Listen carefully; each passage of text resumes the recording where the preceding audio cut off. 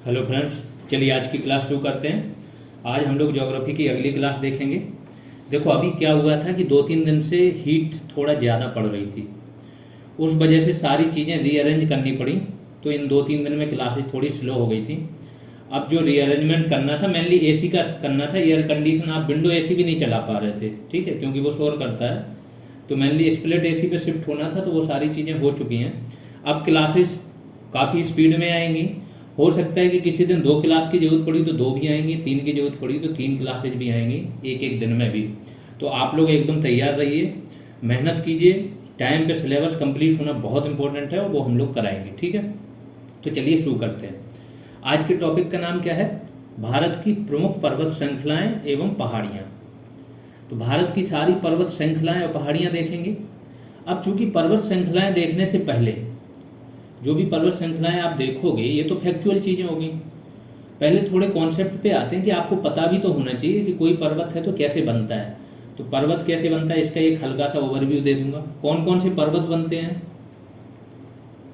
कौन कौन से पर्वत, तो इससे पता चलेगा कि ये पर्वतों के अलग अलग नाम हैं और अलग अलग जगह पे हैं, तो ये कैसे बने। तो याद रखना थोड़ा सा आपके लिए इजी हो जाएगा। फिर मैप पे जाएंगे हम लोग, मैप पे देखेंगे सारे पर्वत और उसके बाद एक कॉन्सेप्टुअल चीज़ें खत्म होंगी। फिर फैक्ट्स पे आएंगे और सारे फैक्ट्स आपको बता दिए जाएंगे, ठीक है।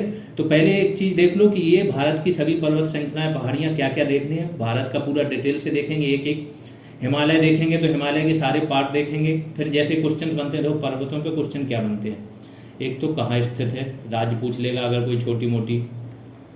दूसरा हाइट में अरेंजमेंट लगाने को बोल देगा।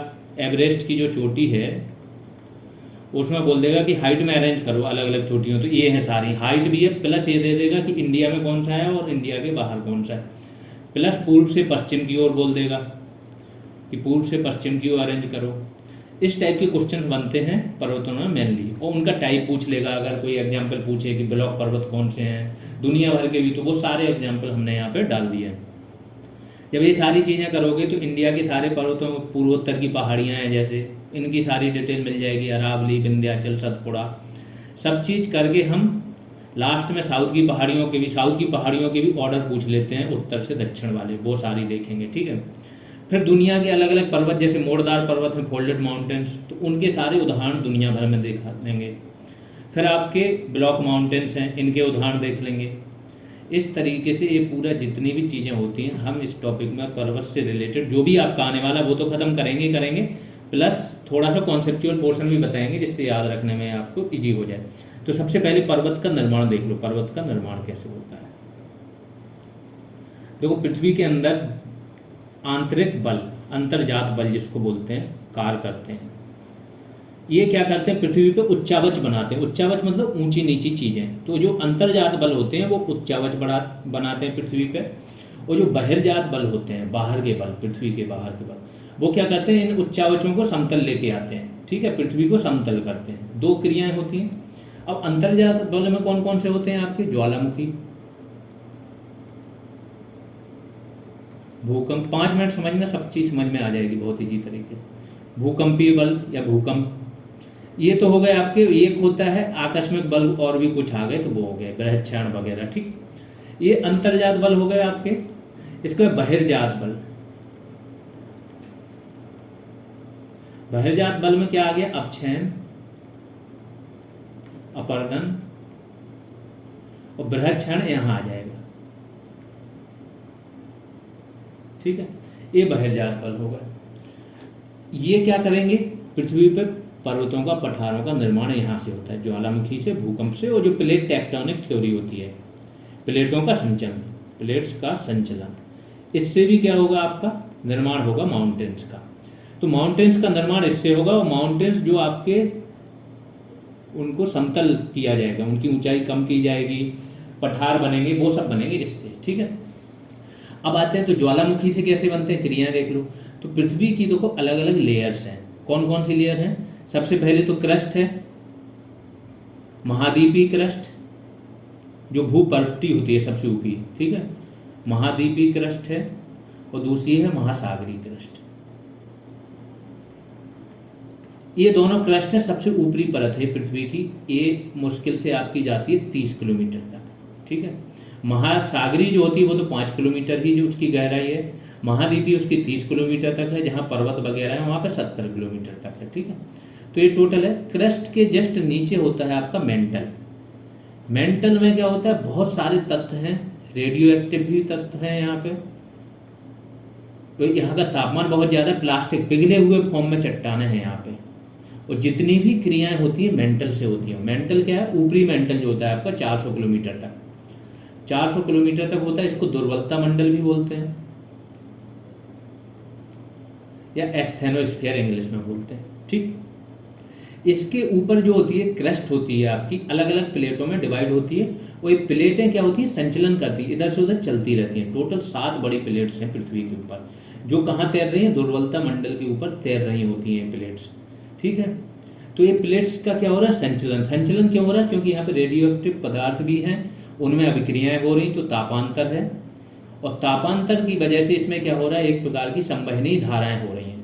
तो कहीं पे भी तापांतर हो वहाँ पे अपने आप गति हो जाती है। आपने देखा होगा कि जो आपकी गति किससे चलती है, भाप से या फिर हीट से। सारी दुनिया में जो भी बिजली है आपकी, वो अधिकतर कहाँ, ऊर्जा कहाँ से प्राप्त हो रही है आपकी, या तो सनलाइट से प्राप्त कर रहे हैं लोग, या बिजली बना रहे हैं, तो बिजली बनाने के लिए गतिज ऊर्जा को। तो ये फाइनली हीट का इफेक्ट बहुत ज़्यादा है। तो जहाँ पे भी हीट डिफरेंस होता है वहाँ ऊर्जा प्राप्त होती है, और ऊर्जा से ही इन चीज़ों का संचलन होता है।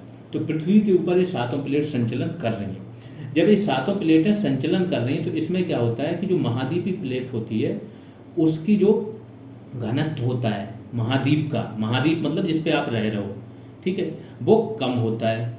महासागरीय जो प्लेट होती है जिसको बोलते हैं ओशिनिक, ठीक है, इसको कॉन्टिनेंटल बोल देते हैं, इसको ओशिनिक। इसकी क्या होता है, घनत्व ज़्यादा। ये देखना यूपीएससी लेवल का कॉन्सेप्ट समझा रहा हूँ, यूपीएससी वालों को भी क्लियर नहीं होती है कॉन्सेप्ट। इसके घनत्व क्या है, ज़्यादा होता है। तो जब ये दोनों आपस में टकराएंगी, टकराती हैं, तो ये कहाँ चली जाएंगी, अब जिसका घनत्व ज़्यादा होगा वो नीचे चली जाएगी, वो नीचे जाके फिर से मेंटल में जाएगी। यहाँ तापमान और दाब क्या है, ज़्यादा है।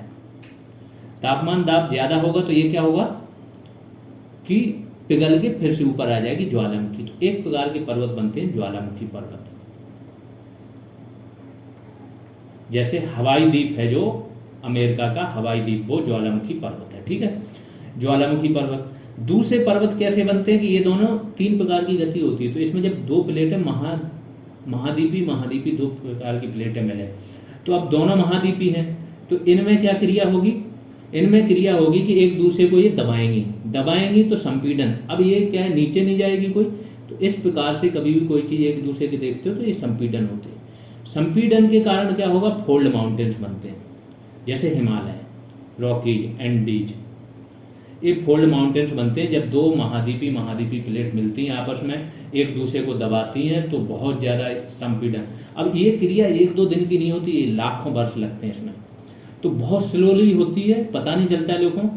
और भूकंप वगैरह इसी से आते हैं। जितने भी भूकंप आए ना, अभी आया था आपका तुर्की सीरिया में, तो वो क्या है, जो इंडो ऑस्ट्रेलियन प्लेट है और यूरेशियन प्लेट, ये दोनों एक्टिव है, इस वजह से यहाँ पे भूकंप आ रहे हैं, ठीक। तो एक तो ज्वालामुखी क्रिया से बनते हैं पर्वत, दूसरे बनते हैं आपके किससे, कि संपीड़न से। तीसरी चीज होती है एक आपकी भ्रंश घाटी। संपीड़न को बलन भी बोलते हैं, बलन।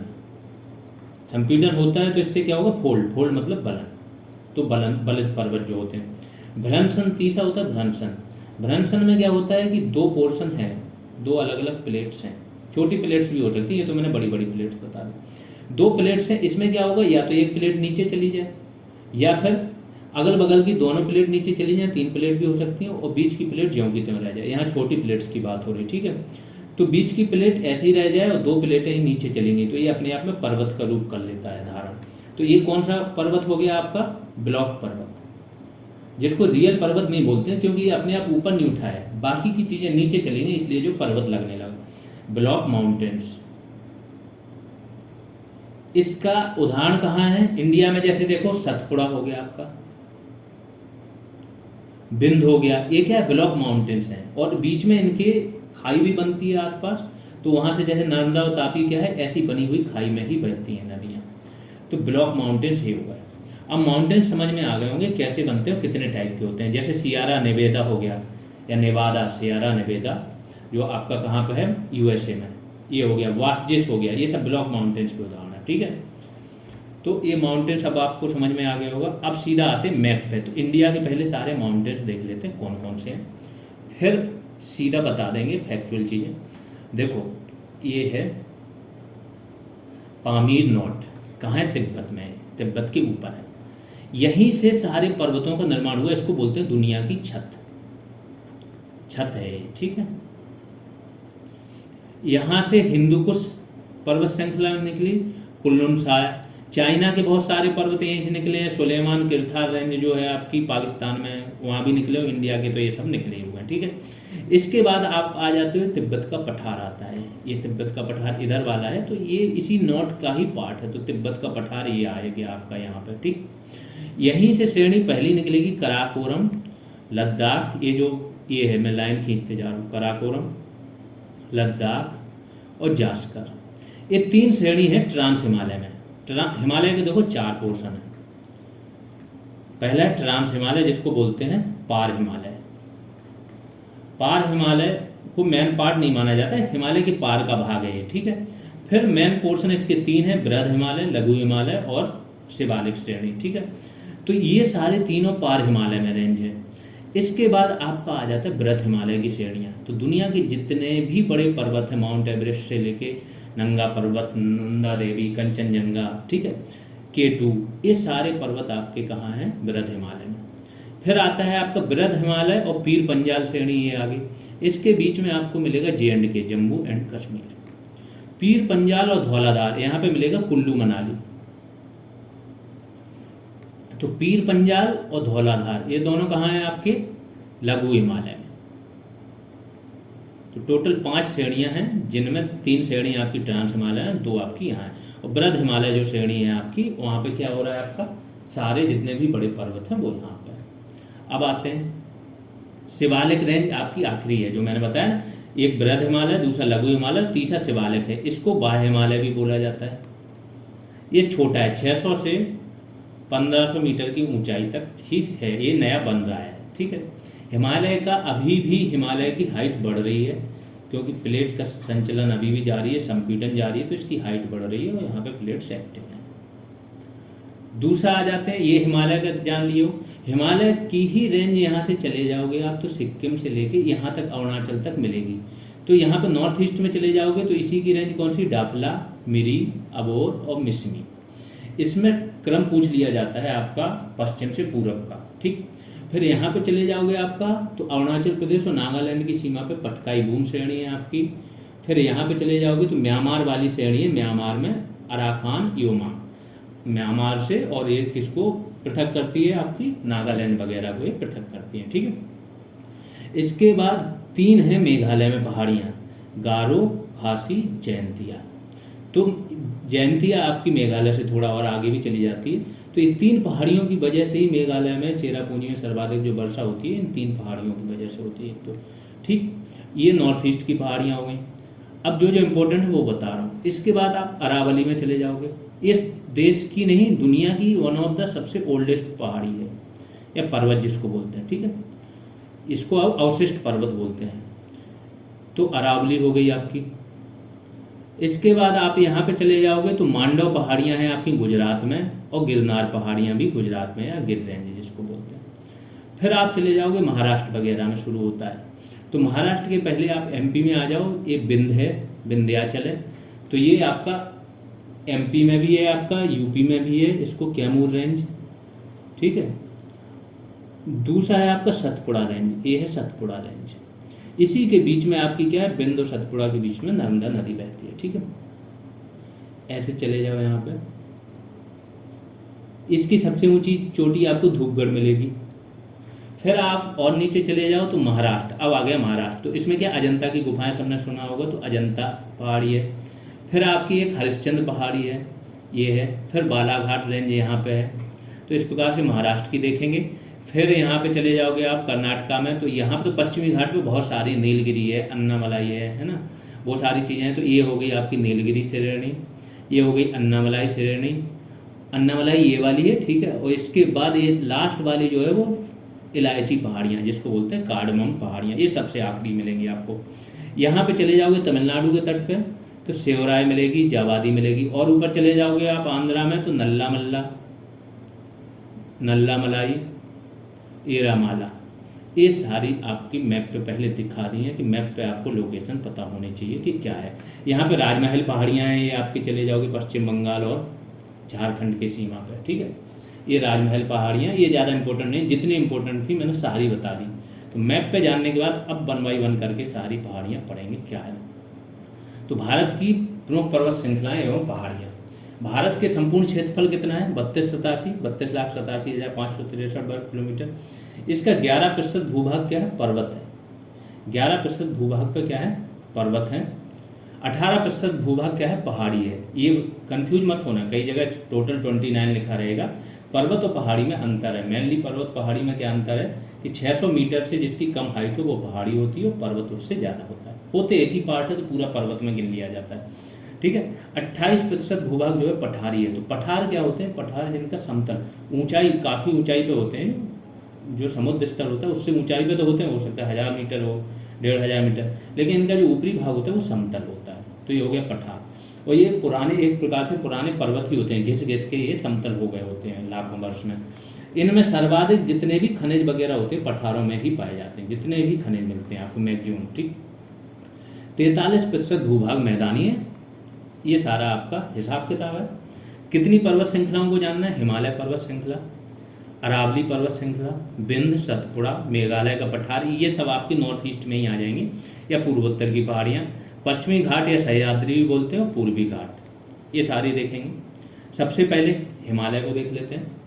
भारत के उत्तर में विश्व की सबसे ऊंची, नवीनतम, ये तृतीयक युग, अलग अलग युग हैं, टोटल अभी चतुर्थक युग चल रहा है। तृतीयक में आपका हिमालय बना है। सबसे नवीनतम अगर कोई पर्वत श्रेणी है तो हिमालय है, और हिमालय की सबसे नवीनतम कौन है? शिवालिक श्रेणी। तो तृतीयक युग में हिमालय बना आपका। एक युग और आता है, अभी चतुर्थक चल रहा है। तो चतुर्थक में क्या बना था आपका? मैदान, गंगा यमुना के मैदान, ठीक। हिमालय के बारे में और देखो, मोड़दार पर्वत है एक तो, जिसको बलित पर्वत भी बोलते हैं या फोल्डेड माउंटेन भी बोलते हैं, संपीड़न के कारण इसका निर्माण हुआ। यह भारत के उत्तर पश्चिम में नांगा पर्वत है, इसको नंगा पर्वत भी बोलते हैं, ठीक है। नांगा पर्वत चोटी शिखर से उत्तर पूर्व में नामचा बरवा तक फैला है। तो इसका शुरुआत कहाँ से होता है? नांगा पर्वत से, और नामचा बरवा तक ये जाता है। तो ये 2 पर्वत याद रखना, NN है, नांगा या नंगा पर्वत से नामचा बरवा तक। इस पर्वत की लंबाई पश्चिम से पूर्व तक कितनी है? 2500 किलोमीटर। यह पर्वत श्रृंखला पश्चिम से पूर्व की ओर चौड़ाई देख लो तो पश्चिम में चौड़ाई 400 किलोमीटर और पूर्व में 160, तो यहाँ पे चौड़ाई कम होती जाती है, जबकि इसकी ऊंचाई पूर्व की ओर अधिक है, ठीक है। तथा जैसे जैसे पश्चिम की ओर बढ़ते हैं इसकी ऊंचाई कम होती चली जाती है। तो इसकी पूर्व में ऊंचाई क्या है? अधिक है, और पश्चिम में ऊंचाई कम है। एवरेस्ट आपका बीचों बीच पड़ता है, थोड़ा पूर्व की ओर ही पड़ता है, ठीक। इस पर्वत की औसत ऊंचाई समुद्र तल से लगभग कितनी है? हिमालय की औसत ऊंचाई है 6000 मीटर। हिमालय पर्वत के अंतर्गत कई समानांतर श्रेणियां, देखो एक ही क्रम में, एक ही काल में अगर किसी उसके पर्वतों का निर्माण होता है तो केवल ऐसे नहीं होता है, एक उसमें अलग अलग श्रेणियां होती हैं, इसके बाद इसका ये आ जाएगा ये, तो इनको सबको पर्वत श्रेणियां बोलते हैं, जिनमें कई पर्वतों का समूह होता है। इनको मुख्य रूप से 4 प्राकृतिक भागों में विभाजित किया गया है। देख लेते हैं कौन कौन से। पार हिमालय सबसे पहले बना, इसके बाद ये बना, फिर ये बना, फिर ये बना। पार हिमालय के बारे में जानते हैं। महान हिमालय के उत्तर की ओर या बाहर की ओर स्थित होने के कारण इसे पार हिमालय कहा जाता है।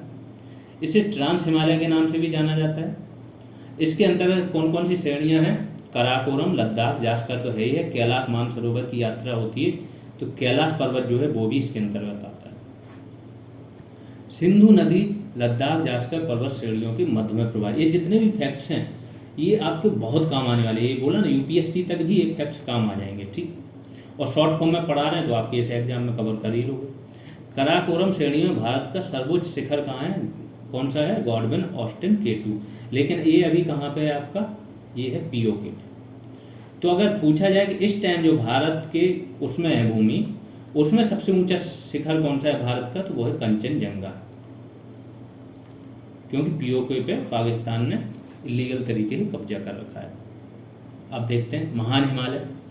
यह हिमालय पर्वत श्रृंखला का प्रमुख पर्वत श्रेणी है। हिमालय पर्वत श्रृंखला जो है उसकी सबसे ऊंची पर्वत जो श्रेणी जिसको बोलते हैं वो है आपकी महान हिमालय। जितने भी ऊंचे ऊंचे पर्वत हैं सब इसी में स्थित हैं। औसत ऊंचाई इसकी कितनी है? 6100 मीटर। औसत चौड़ाई कितनी है? 25 किलोमीटर। इसकी दक्षिणी ढाल तीव्र और उत्तरी ढाल क्या है? मध्यम है। सर्वाधिक ऊंचाई के कारण इसे बृहद हिमालय भी कहा जाता है। इसमें सालों भर आप ऊंचाई जितनी हाइट पे जाओ, मैंने पहले बताया था कि हाइट पे जाने पे हर 1 किलोमीटर जाने पे आपका 6.5 डिग्री सेल्सियस क्या होता है? टेम्परेचर कम होता जाता है।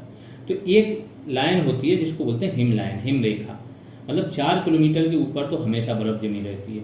तो यही कहना चाह रहे हैं कि इसमें सालों भर बर्फ से ढके रहने के कारण हिमाद्री के नाम से भी पुकारा जाता है इसे।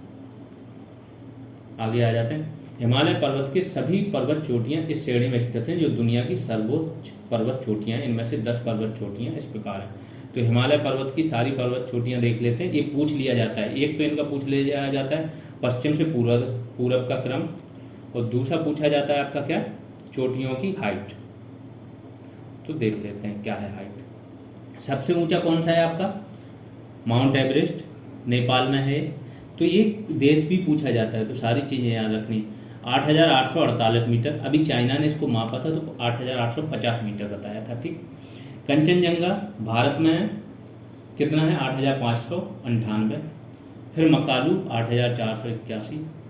फिर धौलागिरी, नंगा पर्वत, फिर सबकी हाइट देख लीजिए लिखी हुई। अन्नपूर्णा, नंदा देवी। अन्नपूर्णा कहाँ है? नेपाल में। तो जो चीज़ धौलागिरी भी आपका नेपाल में। फिर कामेट, कामेट लगता विदेशी नाम है लेकिन है भारत में। ये यूपीएससी में एक बार क्वेश्चन आया था। नामचा बरुआ कहाँ है? आपका भारत में। और गुल्ला मानदाता कहाँ है? नेपाल में। तो ये है एक, इसमें केटू छूट गई, दूसरे नंबर पे केटू होनी चाहिए थी, ठीक है, गॉडविन ऑस्टिन केटू। आगे अब थोड़ा सा आपको इन श्रेणियों का पश्चिम से पूर्व का भी क्रम बताया देगा, पश्चिम से पूर्व की ओर क्रम। तो सबसे पहले तो ये मैंने बता दिया कि नंगा पर्वत है आपका, और सबसे लास्ट में आपका क्या है? नामचा बरुआ, अरुणाचल प्रदेश में है नामचा बरुआ। इसके बीच में आप देखोगे नंदा देवी है, उसके बाद आपका अन्नपूर्णा है, इसको लिख लेना, ये बहुत पूछा जाता है, ठीक है। फिर आपका धौलागिरी है यहाँ पे,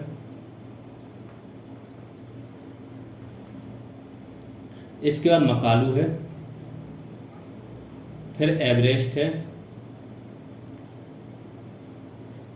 और यहाँ पे सिक्किम में आपका कौन सा है? कंचनजंगा, और लास्ट में नामचा बरुआ तो है। तो अगर आपका पश्चिम से पूर्व का क्रम भी पूछा जाए तो आप इस तरीके से लगा सकते हो। नंगा पर्वत ये है आपका, इसके बाद नंदा देवी, अन्नपूर्णा, धौलागिरी, इसके बाद मकालू, एवरेस्ट, कंचनजंगा, नामचा बरुआ, ठीक। आगे आते हैं लघु हिमालय। इस श्रेणी को हिमाचल, मध्य और निम्न हिमालय के नाम से भी जाना जाता है। इसकी ऊंचाई चूंकि देखो उसका बताया ना, बृहद हिमालय की जो आपकी ऊंचाई है, औसत ऊंचाई कितनी थी? 6100 मीटर। लघु हिमालय की औसत ऊंचाई है आपकी 3500 से लेकर 4500 मीटर के बीच में, क्योंकि इसमें थोड़ा सा बहुत ज़्यादा डिफरेंस है, ठीक है। तो ये बोलना 3700 मीटर से 4500 के बीच में, कहीं कहीं ये 3500 से 4500 के बीच में। औसत चौड़ाई कितनी? 80 किलोमीटर। इसके अंतर्गत कौन कौन सी श्रेणी आती है? पीर पंजाल, जम्मू कश्मीर, जो मैंने बोला जम्मू कश्मीर जो होती है आपकी J&K, वो आप पृथक करती है आपकी जास्कर को पीर पंजाल से, या बृहद हिमालय को पीर पंजाल भी बोल सकते हैं। धौलाधार श्रेणी जो है हिमाचल प्रदेश में है आपकी, इसको नागटिवा श्रेणी भी बोला जाता है, मसूरी श्रेणी भी बोला जाता है, और नेपाल में इसको महाभारत श्रेणी भी बोला जाता है। इसके ढालों में छोटे छोटे घास के मैदान पाए जाते हैं, जिनको क्या बुग्याल बोला जाता है।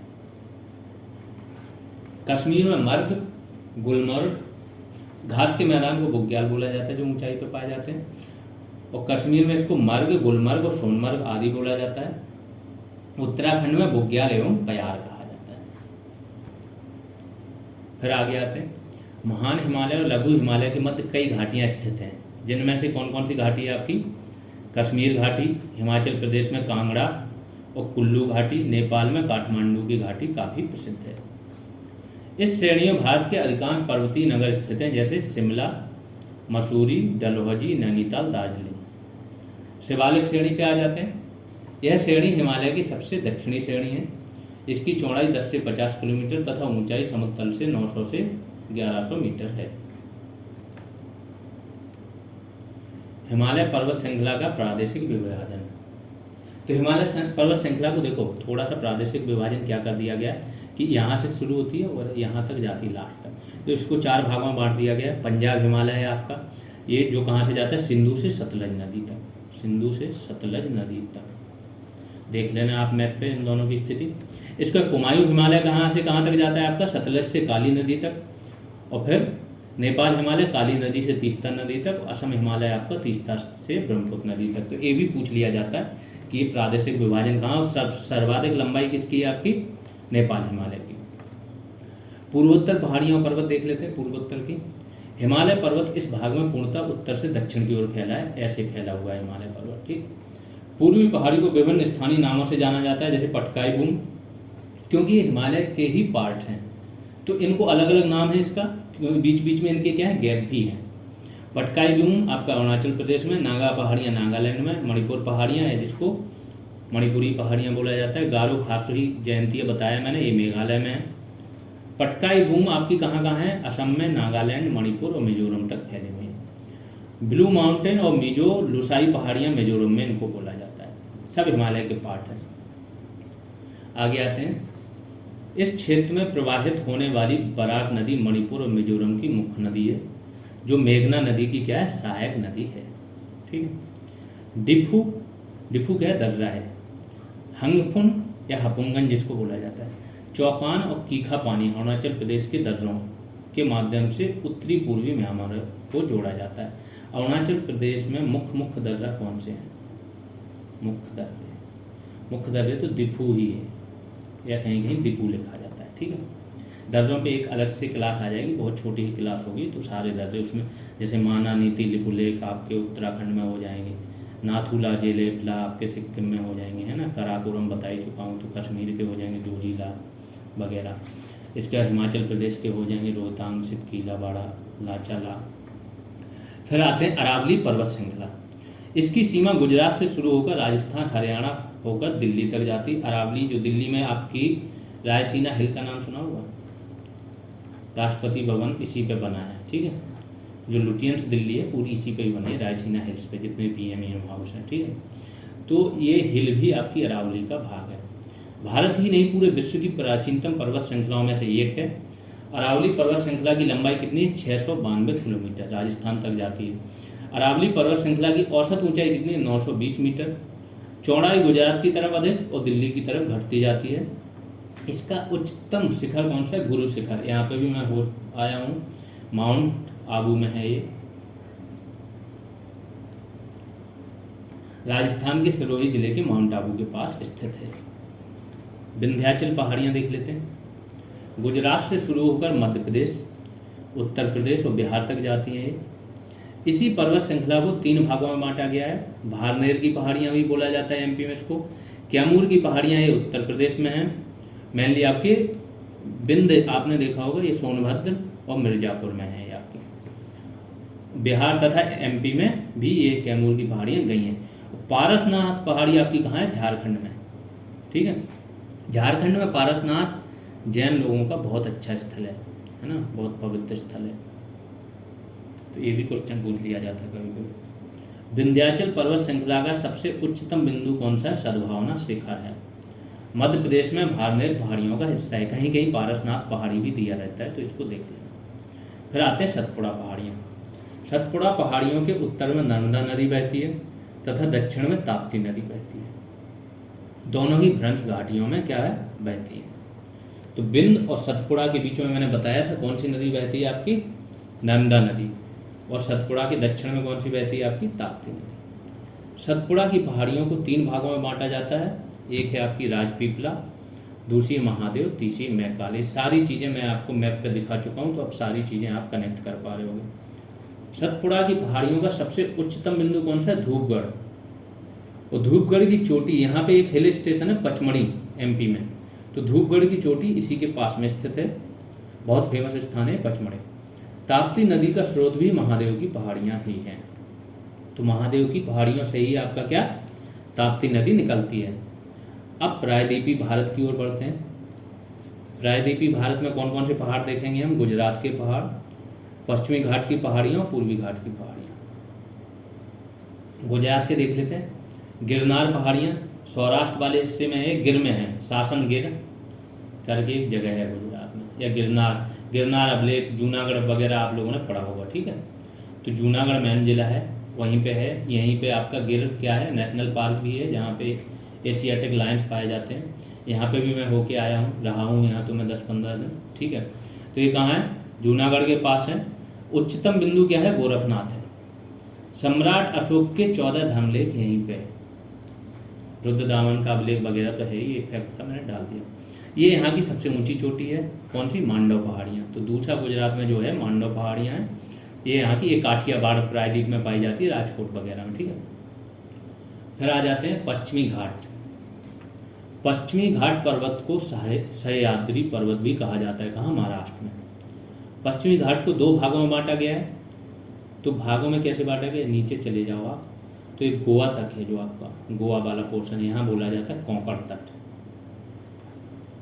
और नीचे चले जाओगे तो मालाबार है, इधर चले जाओगे तो आपका कोरोमंडल है। तो मालाबार तट कौन सा है? कर्नाटक से केरल तक, और कोंकण तट क्या है? गुजरात से गोवा तक। सतमाला श्रेणी देख लेते हैं। सतमाला श्रेणी आपकी पश्चिमी घाट पे ही है, सारी जितनी भी श्रेणी है।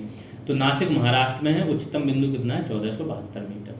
अजंता पहाड़ियाँ, अजंता और एलोरा की गुफा का नाम तो सुना होगा, दोनों आपकी औरंगाबाद जिले में है। अजंता और एलोरा की गुफाएं इसी पहाड़ी पे, अजंता पहाड़ियों पर। यूनेस्को की विश्व विरासत स्थल की सूचियों में है, सबको पता है। तो तीसरी श्रेणी है आपकी हरिश्चंद्र श्रेणी। ये कहाँ है? महाराष्ट्र में। इसकी औसत ऊंचाई कितनी है? 600 मीटर। चौथी श्रेणी आपकी बालाघाट श्रेणी, ये भी कहाँ है? आपकी महाराष्ट्र में है। इसकी औसत ऊंचाई कितनी है? 550 मीटर से 825 मीटर तक। आगे चलते हैं। हरिश्चंद्र एवं बालाघाट पर्वत श्रेणियों 2 नदियां गोदावरी भीमा नदी के मध्य में है। तो ये थोड़ा सा एक्स्ट्रा फैक्ट्स है, नहीं भी पढ़ना चाहो अभी तो नहीं पढ़ सकते हो, आगे के लिए रखे रहना, ठीक है। उत्तर में गोदावरी तथा दक्षिण में भीमा नदी, अतः ये दोनों पहाड़ियाँ गोदावरी एवं भीमा नदी को अलग अलग करती हैं, ठीक है। कौन सी? हरिश्चंद्र और बालाघाट। महाबलेश्वर चोटी महाराष्ट्र में है। कृष्णा नदी यहीं से निकलती है, इसलिए इंपॉर्टेंट था कि कृष्णा नदी साउथ की one of the most important नदी है गोदावरी के बाद, ठीक है। तो और ये यहाँ से निकलती है, कहाँ से? महाबलेश्वर चोटी से। कुद्रेमुख पहाड़ी, कुद्रेमुख लोह अयस्क की बहुत बड़ी खदान है यहाँ पे। विशाखापट्टनम जो आपका बंदरगाह है वाईजैक, वहाँ से पूरा लोह अयस्क ही निर्यात होता है दूसरे देशों को। तो कहाँ है? कर्नाटक में है। इसके समानांतर में एक पहाड़ी है जिसे बोलते हैं बाबा बुदनगिरी पहाड़ी, और ये कॉफ़ी के लिए बहुत प्रसिद्ध है। कॉफ़ी यहाँ पे होती है आपकी कौन सी? कुर्ग अरेबिका और रोबस्टा। आगे आते हैं। ब्रह्मगिरी पहाड़ी कर्नाटक में है। यहाँ कुर्ग जिले से कावेरी नदी निकलती, आगे जाकर बंगाल की खाड़ी में गिर जाती है। फिर नीलगिरी पहाड़ी, ये सबसे इम्पोर्टेंट पहाड़ी है पश्चिमी घाट की। केरल, तमिलनाडु, कर्नाटक, इन तीनों को मिलाती है ये। प्लस पश्चिमी घाट और पूर्वी घाट भी यहीं पे मिलते हैं नीलगिरी पहाड़ी पे। इसका उच्चतम बिंदु कौन सा? दोड्डा बेट्टा। तो देखो आपका साउथ का या प्रायद्वीपीय भारत का सबसे उच्चतम बिंदु है अनाईमुदी, ये पहाड़ी है, ठीक है। लेकिन अगर नीलगिरी की बोले सबसे उच्चतम बिंदु तो कौन सा? दोड्डा बेट्टा। इसकी ऊंचाई कितनी है? 2637 मीटर। ये पश्चिमी घाट का द्वितीय उच्चतम शिखर है। इसके नीचे पालघाट दर्रा है। दर्रे सारे बताएंगे, 3 और दर्रे हैं जो मेन आपके ऊपर के दर्रे हैं, उनको हटा के पालघाट, भोरघाट और थालघाट, एक सैनकोट्टा दर्रा, तो 4 मान लो, ठीक है। ऊटी तथा ऊटक मंड पर्यटक स्थल कहाँ है? यहीं पे स्थित है नीलगिरी पहाड़ियों में। साइलेंट वैली भी यहीं पे स्थित है, ये ध्यान रखो, केरल की जो साइलेंट वैली है। फिर अन्नामलाई पहाड़ियाँ देख लेते हैं। केरल तथा तमिलनाडु की सीमा पर स्थित है। सबसे उच्चतम बिंदु कौन सा है? अनाईमुदी, या जिसको मैं बोल रहा हूँ अन्नामुदी, ठीक है। ये पूरे साउथ का सबसे उच्चतम बिंदु है। 2695 मीटर इसकी हाइट है। ये पश्चिमी घाट का उच्चतम शिखर भी है।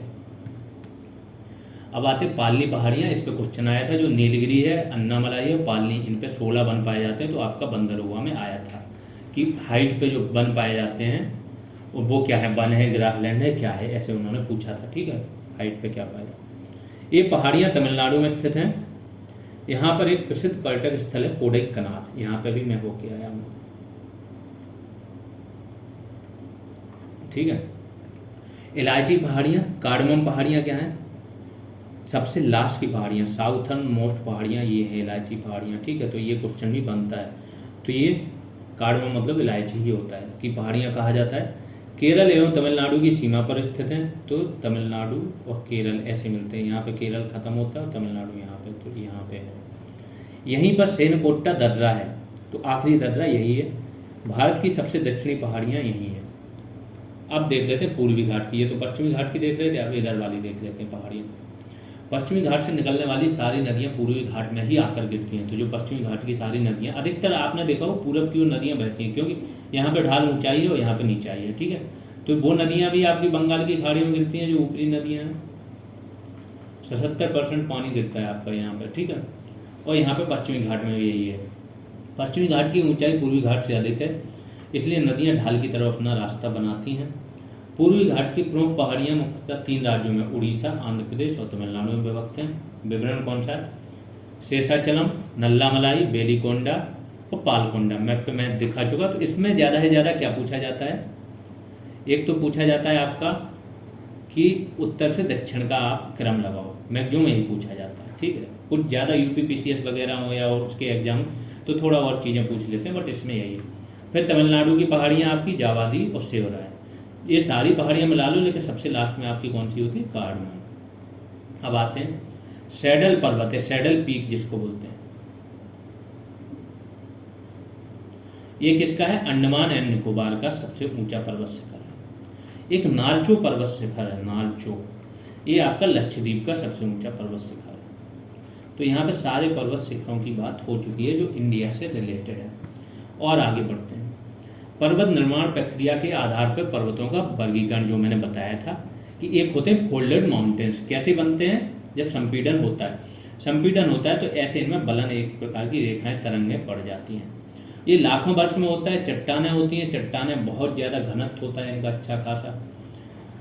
तो ये क्या होता है, जब हाइट बढ़ती चली जाती फिर, और वो पता नहीं चलता है, लेकिन भूकंप वगैरह इसी की वजह से आते हैं। ठीक है, यह विश्व के सर्वाधिक क्षेत्रों में विस्तृत है। कौन से? Folded mountains. एशिया में जैसे हिमालय है, अराकान है, सुलेमान है, हिंदुकुश है, जैगरोस है, एल्बोर्ज है, ये सारे एशिया की बात हो रही है। ठीक है, पॉन्टिक, तोरस, कराकोरम, कुल्लुन शाह। ठीक है, अफ्रीका में कौन सा है आपका? एटलस। उत्तरी अमेरिका में रॉकी, दक्षिणी अमेरिका में एंडीज और ऑस्ट्रेलिया में ग्रेट डिवाइडिंग रेंज। ये सारे क्या है? मोड़दार पर्वत हैं। एंडीज पर्वत दुनिया की सबसे लंबी पर्वतमाला है, जिसकी लंबाई कितनी है? 7000 किलोमीटर। लंबाई की बात हो रही है, ध्यान रखना, हाइट की नहीं बात हो रही। अब आते हैं भारत में सतपुड़ा की पहाड़ी। दूसरे पर्वत क्या है? अवरोधी पर्वत, जिसको बोलते हैं ब्लॉक माउंटेन। ब्लॉक माउंटेन मैंने बताया कि जैसे चट्टानें हैं, चट्टानों का बीच का सिरा ज्यों का त्यों रह गया और बाकी सिरा क्या होगा? नीचे धंस गया, तो ये अपने आप माउंटेन बन गया ऊपर वाला। एक बार ऐसा भी होता है कि ये नीचे रह गया और बीच के 2 ऊपर उठ गए, तो इसको फिर रैंप बोलते हैं। कई बार क्या होता है, बीच वाला ऊपर उठ जाता है और अगल बगल वाले ज्यों के त्यों रहते हैं, तो वो होस्ट पर्वत होता है। तो अलग अलग टाइप के पर्वत होते हैं। ठीक है, तो भारत में सतपुड़ा की पहाड़ी, नीलगिरी की पहाड़ी, जर्मनी में हॉर्ज, इसके उदाहरण है डायरेक्ट। तो Satpura, Nilgiri, Horde, black forest कहाँ है आपका? जर्मनी में। हॉर्ज भी यहाँ पे। फ्रांस में बॉर्जेस है, अमेरिका में बासाज रेंज है, सियरा नेवादा भी अमेरिका में ही है, पाकिस्तान में सॉल्ट रेंज है। ये सब इसके प्रमुख उदाहरण हैं। यहाँ पे नमक जो होता है ना आपका, सेंधा नमक, वो बहुत पाया जाता है। पाकिस्तान इसी को बेच बेच के कम से कम 600-700 करोड़ रुपये कमाता है। अमेरिका में कैलिफोर्निया का सियरा नेवादा विश्व के सर्वाधिक विस्तृत ब्लॉक पर्वत में है। ठीक है, तीसरा आपका है ज्वालामुखी पर्वत। विश्व का सबसे ऊंचा ज्वालामुखी कौन सा है? चिली का एंका कांगुआ।